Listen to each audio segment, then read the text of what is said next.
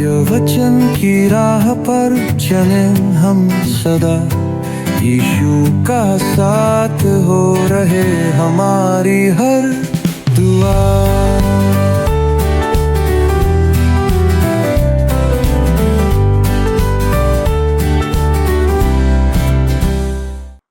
प्रिय दर्शकों, मैं आपका इस क्रमबद्ध बाइबल अध्ययन कार्यक्रम सत्य वचन में हार्दिक स्वागत करती हूँ। जैसा कि आप सब जानते हैं मित्रों कि इन दिनों हम प्रकाशित वाक्य की पुस्तक से अध्ययन कर रहे हैं और बहुत ही महत्वपूर्ण बातों को सीख रहे हैं। आज हम देखेंगे प्रकाशित वाक्य अध्याय 3 की एक गंभीर चेतावनी को, जो लौदीकिया की कलीसिया को दी गई है, विशेष रूप से पद 15 से 17 तक में। प्रभु यीशु इस कलीसिया की आत्मिक स्थिति को उजागर करते हुए कहते हैं, मैं जानता हूं कि तू ना तो ठंडा है और ना गर्म। भला होता कि तू ठंडा होता या गर्म। वो उन्हें गुनगुना कहकर फटकारते हैं। वो ना तो पूर्ण रूप से संसार से दूर हैं और ना ही पूरी तरह से परमेश्वर के लिए समर्पित हैं। मित्रों, यह संदेश हमें आत्म परीक्षण के लिए बुलाता है। क्या हम भी कहीं ना तो गर्म ना ठंडे, यानी कि आत्मिक रूप से निष्क्रिय तो नहीं हो गए हैं?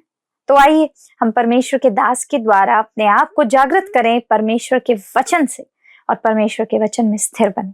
प्रिय दोस्तों, आप सभी को प्रभु यीशु मसीह में एक बार फिर से प्रेम भरा नमस्कार। आशा करता हूं कि आप वचन की शिक्षा और परमेश्वर के अनुग्रह में बढ़ते जा रहे हैं। मित्रों, हम इन दिनों प्रकाशित वाक्य की पुस्तक से परमेश्वर की योजना के अनुसार भविष्य में होने वाली घटनाओं और कलीसिया को प्रभु यीशु मसीह का संदेश समझने का प्रयास कर रहे हैं। हम देख रहे थे दोस्तों, और हमने देखा था कि प्रकाशित वाक्य की पुस्तक कठिन नहीं है, पर हमें उसे समझने के लिए परमेश्वर को, प्रभु यीशु मसीह को पवित्र आत्मा की सामर्थ्य में समझना होगा, तभी हम इसे समझ सकते हैं। और हमने देखा था कि वह कहता है, अर्थात प्रभु यीशु मसीह कहता है, परमेश्वर की सृष्टि का मूल कारण केवल वही है। इसी के लिए, प्रभु यीशु मसीह के लिए ही यह सृष्टि निर्मित की गई है, सिरजी गई है, अर्थात प्रभु यीशु मसीह स्वयं ही सृष्टि करता है। दोस्तों, एक मिशनरी कलीसिया को संदेश भेजने के बाद प्रभु यीशु मसीह ने लौदीकिया की कलीसिया को संदेश भिजवाया। और आइए अब हम पढ़ते हैं, आगे बढ़ते हुए प्रकाशित वाक्य उसका 3 अध्याय 15 और 16 पद क्या कहता है। लिखा है, मैं तेरे कामों को जानता हूँ कि तू ना तो ठंडा है और ना गर्म। भला होता कि तू ठंडा या गर्म होता। इसलिए कि तू गुनगुना है और ना ठंडा है और ना गर्म, मैं तुझे अपने मुंह से उगलने पर हूँ। दोस्तों, ये बहुत ही हिला देने वाला, हमें भयभीत करने वाला कथन है। अन्य कलीसियाओं को जब प्रभु यीशु मसीह ने कहा, मैं तेरे कामों को जानता हूँ, तो उसका मतलब उनके भले कामों से था। वह उन्हें उनके भले कामों के लिए सराह रहा था, उनकी प्रशंसा कर रहा था। पर प्रभु यीशु के पास लौदीकिया की कलीसिया के लिए प्रशंसा के कोई भी वचन नहीं है। उनके पास उनकी सराहना के लिए कुछ भी ऐसा नहीं है कि वो उनसे कहे।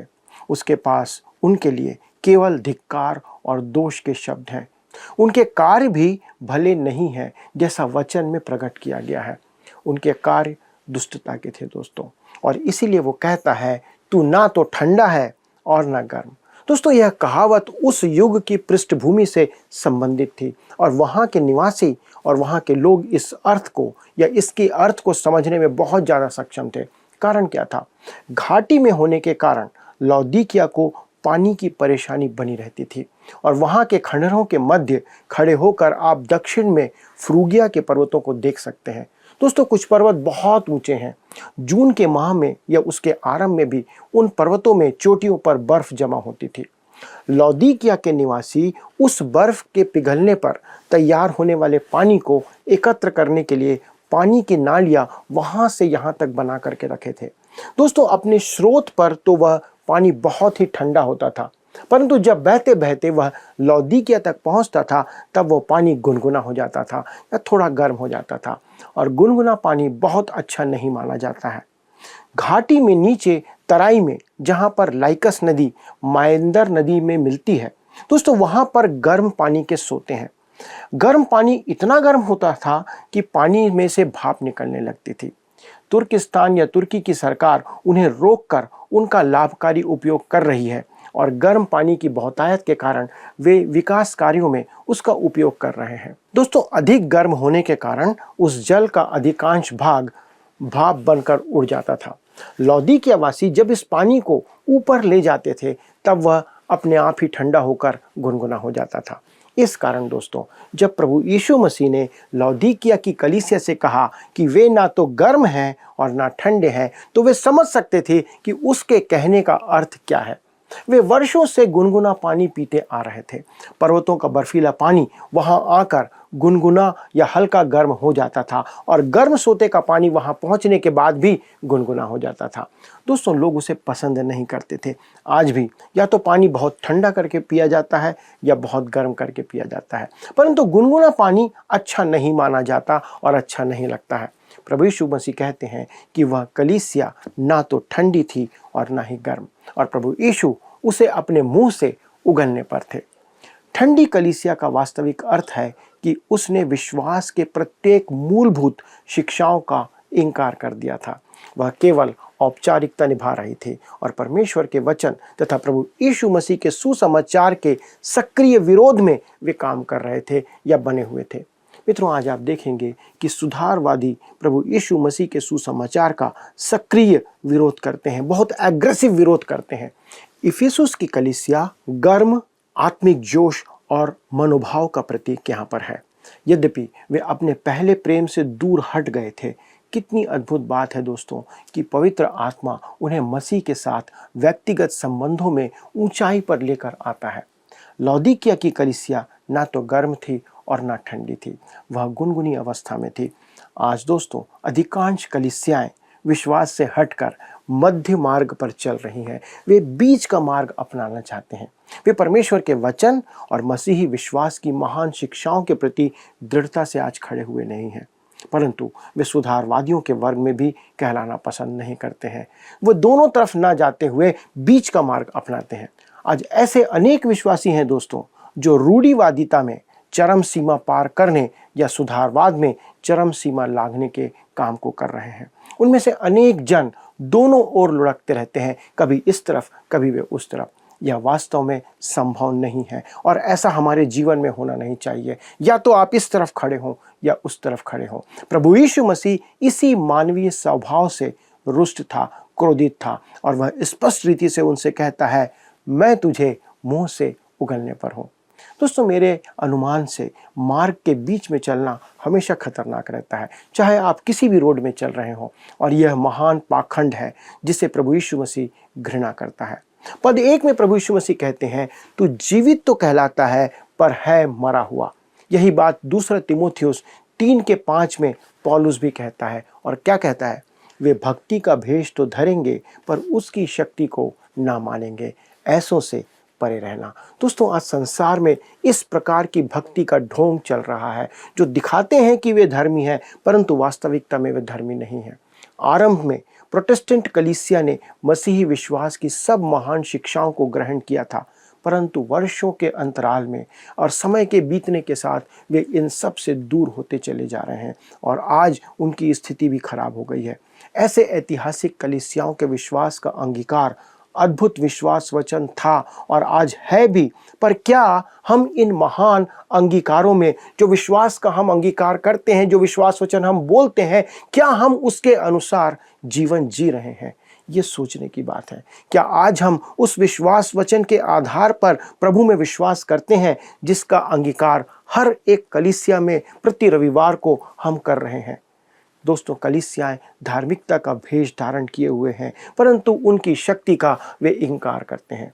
वे जीवित तो कहलाती हैं परंतु है आज मरी हुई। वे ना तो ठंडी हैं ना ही गर्म हैं। दोस्तों, वे गुनगुनी अवस्था में प्रभु के सामने आज खड़ी हुई कलीसियाएं हैं। परमेश्वर का धन्यवाद हो दोस्तों कि आज बहुत से विश्वासी इस वर्ग में नहीं आते हैं, परंतु यह अति भयानक और विस्मयकारी और भयावह बात है कि प्रभु यीशु मसीह उनसे कहता है, मैं तुझे अपने मुंह से उगलने पर हूँ। यह एक चेतावनी है दोस्तों आज के विश्वासी और आज की कलीसिया के लिए।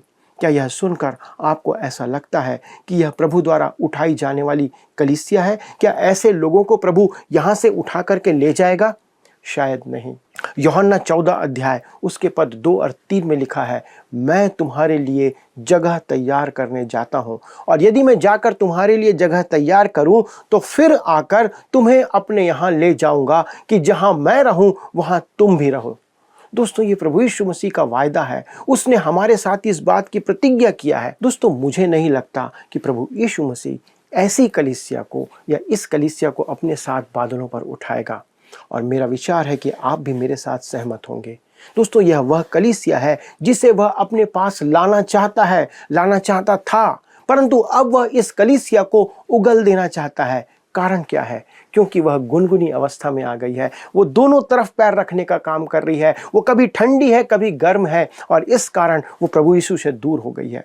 यदि आज वह कलीसिया को संदेश दे तो वो कहेगा, मैं तुझसे अत्यधिक उकता गया हूँ। मैं तुमसे कहता हूँ कि मुझसे तुम प्रेम करते हो, ये कहना चाहते हो, परंतु तुम्हारे मन में ऐसा प्रेम नहीं है। दोस्तों, हम शब्दों से, अपने वचन से कहते हैं कि हम प्रेम करते हैं, परंतु हमारा हृदय प्रभु से बहुत दूर है। हमारे लिए यह अपने मन को जांचने का संदेश है दोस्तों, क्योंकि हमारा समय ठीक वैसा ही है जैसे लौदीकिया की कलीसिया का उस समय था।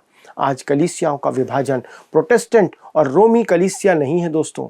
आज कलीसिया विभाजित है। परमेश्वर के वचन का अनुसरण करने वाले और प्रेम करने वाले और आज्ञा मानने वाले, तथा दूसरी तरफ है वचन को अस्वीकार करने वाले, मसीहत का ढोंग करने वाले। इन दोनों के बीच में एक तरफ वे लोग हैं जो वास्तविकता में इस वचन पर बने हुए हैं, और दूसरी तरफ वे हैं जो कि ढोंग कर रहे हैं कि वे विश्वासी हैं।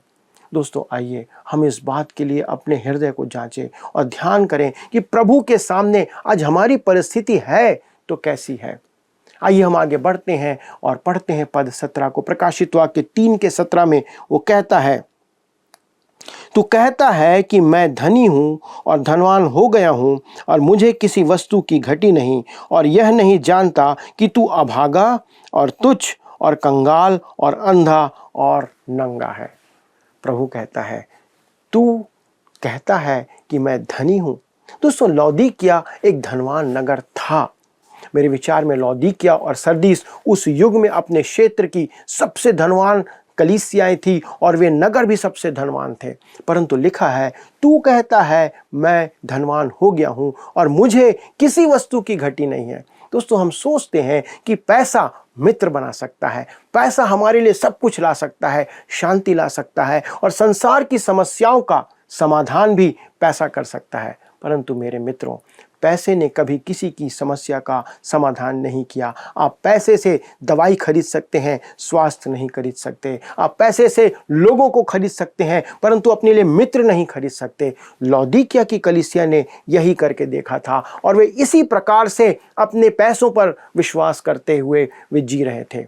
और कहता है, मैं धनी हूँ और धनवान हो गया हूँ, और मुझे किसी वस्तु की घटी नहीं, और यह नहीं जानता कि तू अभागा और तुच्छ और कंगाल और अंधा और नंगा है। दोस्तों, प्रभु यीशु मसीह उससे यह कहते हैं कि तू कंगाल, अंधा, नंगा, अभागा और तुच्छ है। दोस्तों, वे सोचते थे कि धन उनकी समस्याओं को सुलझा देगा। मित्रों, धन किसी भी समस्या का हल नहीं निकाल सकता, और ना ही आपके लिए कभी मित्र बना सकता है। लौदीकिया की कलीसिया ने इस नुस्खे को अपना के देखा, और इसीलिए लिखा हुआ है, तू कहता है कि मैं धनी हूँ और धनवान हो गया हूँ, और मुझे किसी वस्तु की घटी नहीं, और यह नहीं जानता कि तू अभागा और तुच्छ और कंगाल और अंधा और नंगा है। दोस्तों, लौदीकिया की कलीसिया अपनी समृद्धि पर घमंड करती थी, जबकि सुमरना की कलीसिया गरीब थी, उनके पास धन की कमी थी। दोस्तों, वह दासों और गरीबों की कलीसिया थी, अर्थात सुमरना की कलीसिया, वहाँ पर दास और गरीब लोग पाए जाते थे। आरंभिक कलीसिया में धनवान और कुलीन लोग अधिक नहीं थे, क्योंकि बहुत गरीब लोग जो थे वो विश्वास में आकर के उस कलीसिया को उन्होंने निर्मित किया था। यही बात कुरिन्थियों के अंदर पहला कुरिन्थी 1:26 में पौलुस लिखता है और कहता है, हे भाइयों, अपने बुलाए जाने को तो सोचो कि न शरीर के अनुसार बहुत ज्ञानवान और न बहुत सामर्थी और न बहुत कुलीन बुलाए गए हैं। मित्रों, आज की कलीसिया का यही रूप है। अधिक सदस्य, बड़े धनी, प्रभावशाली लोग, भरा हुआ आराधनालय, उदारता से दान देना और वैभवशाली आराधनालय के बारे में आज कलीसियाएं गर्व करती हैं। वे सोचते हैं कि हमारे पास सब कुछ है, पर दोस्तों, आप देख सकते हैं कि समग्र रूप से कलीसिया भौतिक और सांसारिक वस्तुओं में ही धनवान नहीं है, वह वास्तव में धन संग्रह के व्यवसाय में व्यस्त हो गई है। आज कलीसियाएं केवल धन को इकट्ठा करने के काम कर रही हैं। लोगों से आग्रह किया जाता है कि वह संस्थाओं के नाम पर अपनी वसीयत लिख दें, जो कुछ उनके पास है वो संस्थाओं को या कलीसियाओं को दे दें। मित्रों, आपको यह जांचना और परखना होगा कि किसी मसीही कार्य में आपके द्वारा दिया गया पैसा कैसे काम में उपयोग किया जा रहा है। क्या वास्तव में जो सुसमाचार के लिए दिया जा रहा पैसा है आपके द्वारा, क्या वो सुसमाचार के काम के लिए उपयोग किया जा रहा है? यदि आप किसी मसीही सेवा के नाम पर पैसा, धन, संपत्ति जो कुछ दे रहे हैं, तो आपको देखना होगा, ये आपकी जिम्मेदारी है कि आपकी मृत्यु के बाद या आपके पीछे आपका पैसा उसी काम में लगाया जा रहा है कि नहीं, जिसके लिए आपने अपना पैसा जिस संस्था को या किसी संस्था को दिया है। मित्रों, आज सांसारिक धन आधुनिक कलीसिया का मापदंड बन चुका है। आध्यात्मिक मूल्यों को पूरी तरह से नजरअंदाज किया गया है। दोस्तों, पुस्तक के आत्मिक पृष्ठ पर लौदीकिया की कलीसिया अभागी थी। वह सातों कलीसिया में सबसे निम्न स्तर पर थी, सबसे निचले पायदान पर वो खड़ी हुई थी। वह दयनीय थी क्योंकि वह आत्मिकता में गरीब थी। आज हमारी आत्मिक दशा कैसी है, प्रभु इस बात को देखता है। उसमें वचन का अध्ययन नहीं था, वे वचन का अध्ययन नहीं करते थे। प्रभु यीशु के लिए उनके हृदय में, उनके मन में प्रेम नहीं था और उसके पास उद्धारक अनुग्रह की गवाही नहीं थी। वे गवाही नहीं दे सकते थे कि उन्होंने उद्धार प्राप्त किया है। दोस्तों, इसके उपरांत भी वह अपनी वास्तविक दशा के प्रति अंधी थी। वे नहीं जानते थे कि वे किस स्थिति में हैं। और आज बहुत से लोगों की यही स्थिति है। वे नहीं जानते कि वे आत्मिक तौर पर वे नीचे जा रहे हैं और उसे धार्मिकता के वस्त्रों के आवरण की या उस धार्मिकता के वस्त्र की आवश्यकता थी। दोस्तों, किसी समय एक पास्टर ने अपनी कलीसियाई पत्रिका में एक पत्र लिखा जो किसी जेन नाम के व्यक्ति को लिखी गई थी। और वह व्यक्ति जो था वो एक काल्पनिक महिला थी।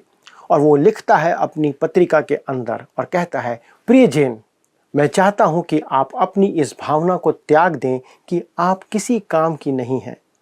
आपने कई बार कहा है कि आप समझ नहीं पाती कि प्रभु यीशु आपको कैसे काम में उपयोग करेगा या लेगा। आपकी इस भावना का दोष कुछ तो कलीसिया को भी उठाना ही होगा। मेरे विचार में यह कलीसिया की सफल कहानी वाली मानसिकता है। हमारी कलीसिया की पत्रिकाएं उस व्यक्ति की कहानी सुनाती हैं या सुनाना पसंद करती है जिसने अपने प्रभावी पद को मसीह की गवाही देने के लिए काम में लिया है। कलीसिया के भोज में प्रसिद्ध खिलाड़ी की गवाही भी दी जाती है या प्रसिद्ध लोगों की गवाहियाँ दी जाती है। इन बातों का प्रभाव यह होता है कि आप सोचते हैं कि आप ना तो प्रसिद्ध मनुष्य हैं और ना ही बड़े पदाधिकारी। अतः दोस्तों, आप अपना मुंह बंद रखें तो यही अच्छा होगा। मसीह ने आपके लिए क्या किया, इस बात को कोई सुनना नहीं चाहता है। हम मसीही गवाही का एक मूलभूत सत्य या सच्चाई भूल चुके हैं जो वास्तव में आपको उत्साह दिलाती है। परमेश्वर ने अज्ञानी लोगों को चुना कि बुद्धिमानों को लज्जित करें। उसने संसार के दुर्बलों को चुना कि बलवानों को लज्जित करें। दोस्तों, उसने निर्बल, अकिंचन, जी हाँ, ऐसी वस्तुओं का चुना जिनका अस्तित्व माना ही नहीं जाता है और माना नहीं जा सकता, कि वे अस्तित्ववान वस्तुओं या मनुष्यों का दिखावा ध्वंस करें, जिससे कि परमेश्वर के सन्मुख कोई घमंड ना कर पाए। दोस्तों, आपकी और मेरी स्थिति यही होना चाहिए। जब प्रभु यीशु मसीह ने अपने शिष्यों का चुनाव किया तो उसने ओलंपिक के विजेता या बहुत प्रभावशाली रोमी अधिकारियों को नहीं चुना कि वह उन्हें अपने शिष्य बना ले। उसने आपके और मेरे जैसे साधारण, अकिंचन, कोई सामर्थ्य नहीं रखने वाले मनुष्यों को चुना। उसमें कुछ मछुआरे थे, उसमें एक राजनीतिक का उग्रवादी था, एक चुंगी लेने वाला था जो समाज में कोई स्थान नहीं रखता था। परंतु दोस्तों, इन लोगों ने रोमी साम्राज्य को मसीह के लिए उथल पुथल कर दिया। उन्होंने यह कैसे किया दोस्तों? क्या अपनी प्रसिद्धि के द्वारा? उनका तो कोई नाम ही नहीं था कि वे अपने पद के द्वारा, अपने स्थान के द्वारा लोगों को प्रभावित कर पाते। उनका कोई पद नहीं था। उनकी सामर्थ केवल पवित्र आत्मा द्वारा थी, जो कि मसीह यीशु की सामर्थ थी, पवित्र आत्मा के द्वारा जो उनमें काम कर रही थी। और अंत में वे कहते हैं लिखते हुए, जेन, इस बात को स्मरण रखना कि आज भी प्रभु को सेवा में, ध्यान से सुनिए, आज भी प्रभु को सेवा में साधारण लोगों की आवश्यकता है जो संसार को उलट पुलट कर सकते हैं। मित्रों, हम गीत गाते हैं, सारी कलीसिया का एक यीशु है आधार, वचन और जल से उसने दिया उसको आकार, वह उसको खोजने आया कि उसकी दुल्हन हो, और अपना खून बहाया उसे मोल लेने को। दोस्तों, जर्मनी के एक प्रसिद्ध आराधनालय पर यह बात लिखी हुई थी जो आज भी सत्य है, और कहता है हमारा प्रभु यीशु मसीह हमसे यही बात कहना चाहता है जो वहाँ पर लिखी हुई थी। क्या लिखा था? वो लिखा है, तुम मुझे ज्योति कहते तो हो पर मुझे देखते नहीं हो, तुम मुझे मार्ग कहते हो परंतु मुझ पर चलते नहीं हो, तुम मुझे जीवन कहते हो परंतु मुझे चुनते नहीं हो, तुम मुझे बुद्धिमान कहते हो परंतु मेरा अनुसरण नहीं करते हो, तुम मुझे रूपवान कहते हो परंतु मुझसे प्रेम नहीं करते हो, तुम मुझे धनवान कहते हो परंतु मुझसे मांगते नहीं हो, तुम मुझे अनंत कहते हो परंतु मुझे खोजते नहीं हो, तुम मुझे कुलीन कहते हो परंतु मेरी सेवा नहीं करते हो, तुम मुझे अनुग्रहकारी कहते हो परंतु मुझ में मेरे अंदर मुझ पर विश्वास नहीं करते हो, तुम मुझे सामर्थी कहते हो परंतु मेरा सम्मान नहीं करते हो, तुम मुझे धर्मी कहते हो परंतु मेरा भय नहीं मानते हो, यदि मैं तुम्हें दंड दूं तो मुझे तुम दोष मत देना। ऐसा लिखा हुआ था। दोस्तों, आज ये बात सच है हम लोगों के लिए, हम विश्वासियों के लिए। यह लौदीकिया की कलीसिया की कहानी थी, और ऐसी ही कलीसिया के लिए किसी ने कहा है जो उद्धार से वंचित रह गया था। कलीसिया मुझे यह बताने में चूक गई कि मैं पापी हूँ। आज कलीसिया लोगों को यह बता नहीं पा रही है कि वे उद्धार से रहित मनुष्य हैं। कलीसिया मुझ भटके हुए के साथ उचित व्यवहार करने में चूक गई। एक विश्वासी ऐसा कहता है, कलीसिया मुझे केवल प्रभु यीशु मसीह में उद्धार दिलाने से चूक गई है। कलीसिया मुझे पाप के भयानक परिणाम, नरक की निश्चितता और केवल यीशु मसीह के द्वारा जो उद्धार मिलता है, इस सत्य को बताने से कलीसिया चूक गई है, एक व्यक्ति कहता है। मित्रों, हमें अंतिम न्याय के विषय में और अधिक सुनहरे नियमों के विषय जानने की आवश्यकता है।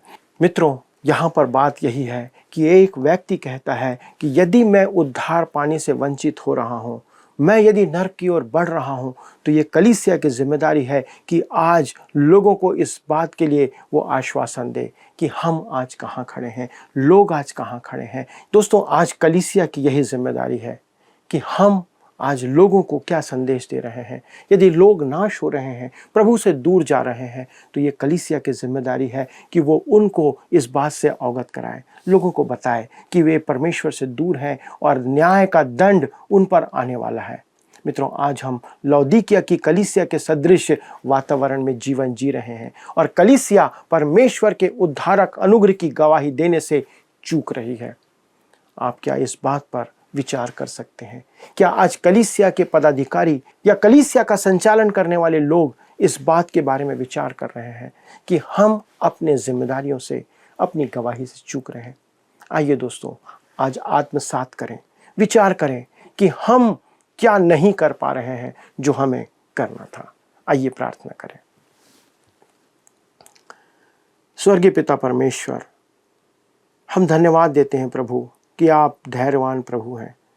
इस वचन के द्वारा प्रभु आज आपने फिर से हमें स्मरण दिलाया कि यदि हम एक विश्वासी हैं, कलीसिया में हम पदाधिकारी हैं, और यदि हम आपकी सेवा में संलिप्त हैं, तो हमारी ये जिम्मेदारी है प्रभु कि संसार के लोगों को इस बात से अवगत कराएं कि वे आज कहाँ खड़े हैं। पिता परमेश्वर, हम विनती करते प्रभु, अनुग्रह करना कि हम इस लौदीकिया की कलीसिया के समान गुनगुने ना पाए जाएं, या तो हम आपके वचन के जोश में गर्म पाए जाएं, और अनुग्रह करना प्रभु कि हम अपने जीवन भर ऐसी ही स्थिति में बने रहें, ताकि प्रभु हम आपके द्वारा से तिरस्कृत ना किए जाएं, आपके द्वारा से छोड़े ना जाएं। क्योंकि पिता परमेश्वर, यदि हम सब कुछ करके अंत में यदि उद्धार को खो देते हैं, या हम सब कुछ करके प्रभु उस स्वर्ग के स्थान में उठाए जाने से वंचित रह जाते हैं, तो प्रभु इससे बड़ी शर्म की बात, असफलता हमारे लिए कुछ नहीं हो सकती।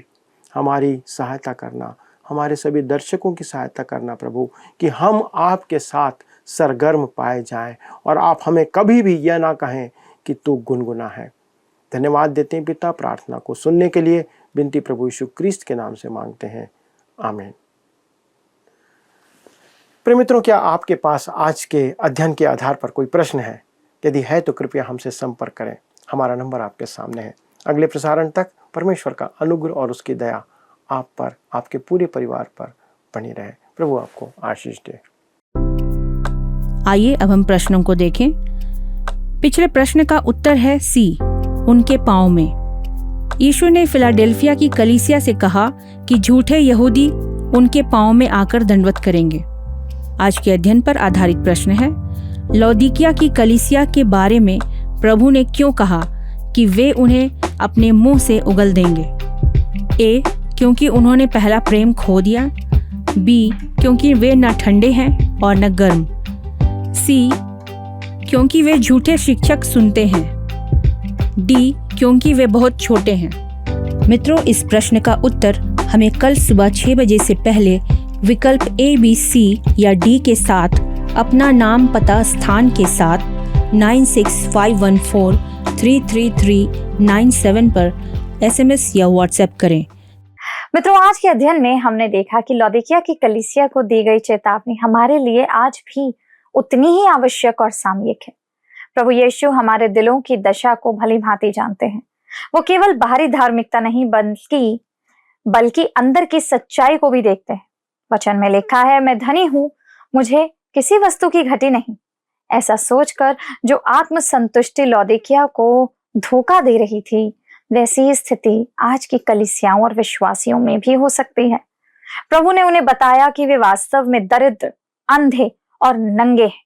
मित्रों, ये संदेश आज हमें चुनौती देता है कि हम अपनी आत्मिक स्थिति को गंभीरता से देखें और प्रभु के पास लौटें, गर्म और समर्पित हृदय लेकर, क्योंकि वही हमें सच्ची समृद्धि, आत्मिक दृष्टि और धर्म का वस्त्र पहनाता है। तो आइए हम आज निर्णय लें कि हम गुनगुने नहीं हैं, बल्कि परमेश्वर के लिए पूर्ण रूप से समर्पित हैं, गर्म और जीवित रहेंगे।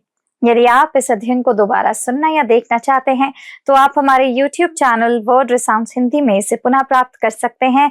और अधिक जानकारी और प्रार्थना निवेदन के लिए स्क्रीन पर आ रहे नंबर पर कॉल करना मत भूलिएगा। नंबर है 9651433397। हमारे प्रार्थना प्रतिनिधि आपकी सहायता अवश्य करेंगे। धन्यवाद। क्या आपको यह कार्यक्रम पसंद आया? अभी हमें एक मिस कॉल करें और आप अगले विजेता हो सकते हैं।